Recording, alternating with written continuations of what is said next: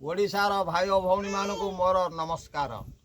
मो भिडियोटी आगुरी न जाइथिबारु मु आपण मानक पाखरे दुखित। आज मो हांडीशालर रोषेई करिछि कोबी आलू संतुला, शाग भजा, एठी टमाटर खटा,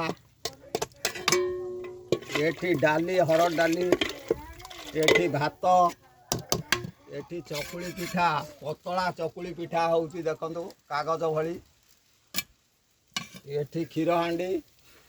आपण माने मो भिडियोटी को आगुरु एते मात्रा रे देखिथिबारु मो आपण मानक पाखरे चिर कृतज्ञता ज्ञापन करूची। ये सब मो हांडीशालरू आपण मानक पाखକୁ पठाइची। आपण माने याकू देखी मते सब्सक्राइब कले मु आपण मानक पाखरे चिर कृतज्ञता ज्ञापन करी। जय जगन्नाथ रहू।